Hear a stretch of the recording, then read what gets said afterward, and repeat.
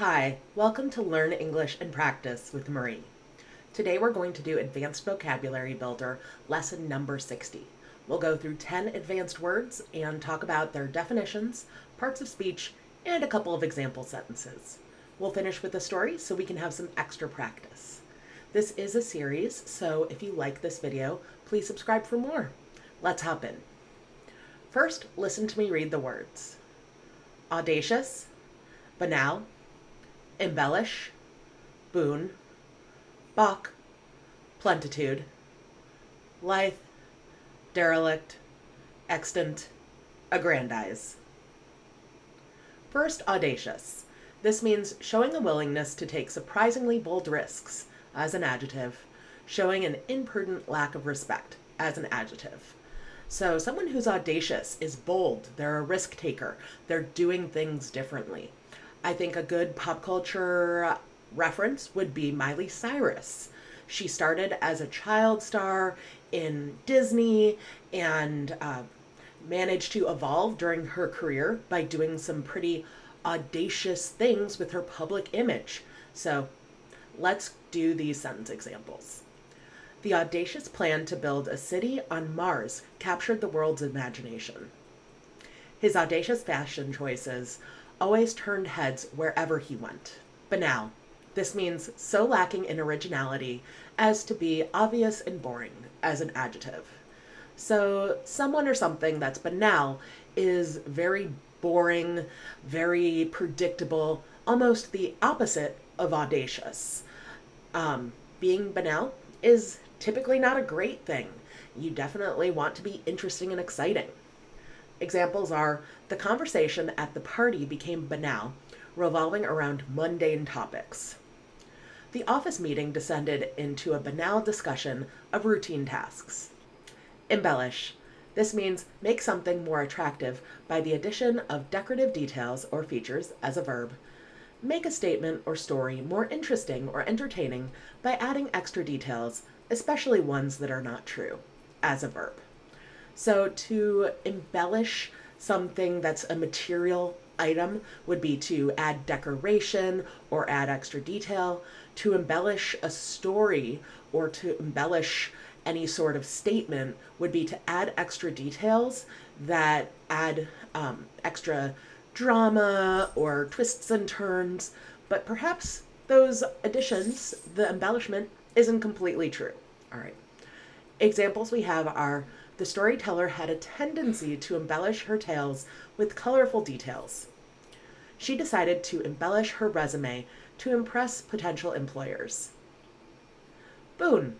This is a thing that is helpful or beneficial. It's a noun. Something that's a boon is really positive. It has a good impact on your life. Like, for example, a bit of good luck. Examples are, the discovery of a new energy source proved to be a boon for the struggling community. Having a supportive network of friends can be a great boon during challenging times. Balk. This means hesitate or be unwilling to accept an idea or undertaking, as a verb. So to balk at something is to reject it, to look down at it, to consider something perhaps not acceptable. I would balk at the suggestion that we're going to McDonald's for dinner, for example, because I don't particularly like to eat at McDonald's for dinner, so I might balk at that idea.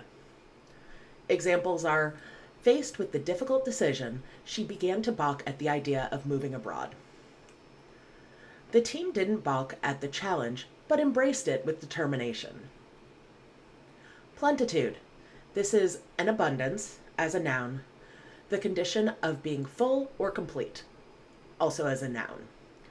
So plenitude and plenty are similar words. It's the idea of having many, a lot, and definitely this idea of abundance. So right now, America is entering the time when we have Thanksgiving, and Thanksgiving is associated with plenitude, having a grand feast, having a lot to eat and share with each other. So definitely a season of plenitude. Examples are, The garden boasted a plenitude of colorful flowers, creating a vibrant tapestry of hues. In her paintings, she captured the plenitude of emotions that life brings. Lithe. This is graceful, flexible, supple as an adjective. So think of someone or something that is lithe as being very free flowing in movement, very light, appearing almost airy as they move and make gestures. Examples are the lithe dancer moved gracefully across the stage, captivating the audience with her fluid motions. The lithe branches of the willow tree swayed in the gentle breeze. Derelict. This means in a very poor condition as a result of disuse and neglect as an adjective. A person without a home, job, or property as a noun. This word, when used to refer to a person, is very rude. You definitely wouldn't want to call someone a derelict, especially to their face. It is incredibly rude. But you can definitely use this word to describe a state of disarray, disrepair, a broken down property, a set of conditions where things are falling apart. Examples are the abandoned factory stood derelict, a silent testament to the town's industrial past. The neighborhood had its share of derelict buildings awaiting renovation. Extant. This means existing, not destroyed or lost, especially when referring to a document. It's an adjective. So this is the idea that it's a document, typically a historic document or some sort of artifact that has survived through time. Archives tend to hold documents that you would consider extant. Examples are, despite its age, the ancient manuscript is still extant, carefully preserved in the library. The artifacts discovered by archaeologists proved evidence that the ancient civilization was extant. Aggrandize. This means increase the power, status, or wealth of, as a verb.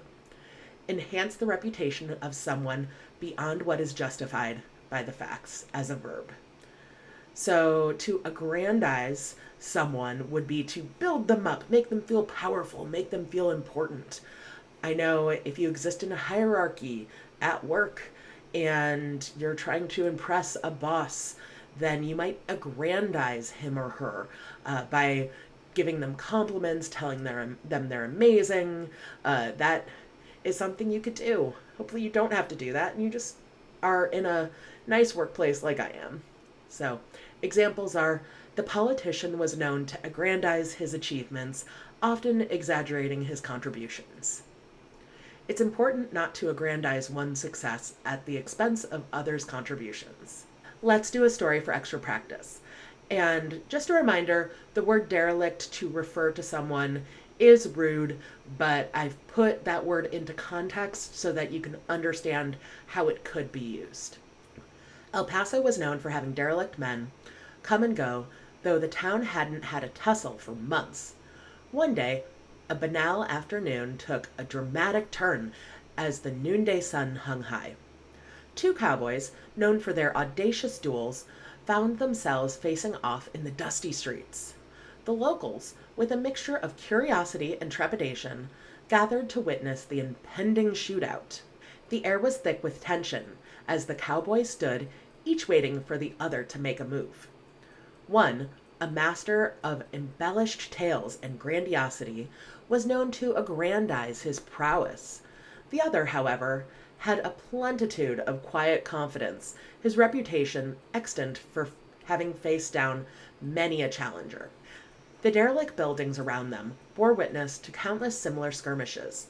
As the crowd held its breath, the audacious cowboy made an unexpected move, attempting to embellish the mundane routine of a classic Western standoff.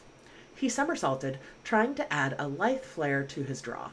However, his attempt to aggrandize the moment ended in a balk as his gun slipped from his hand and kicked up dust. Seizing the opportunity, the other cowboy swiftly drew his weapon, ending the standoff with a resounding crack. The crowd exhaled in relief as the victor tipped his hat.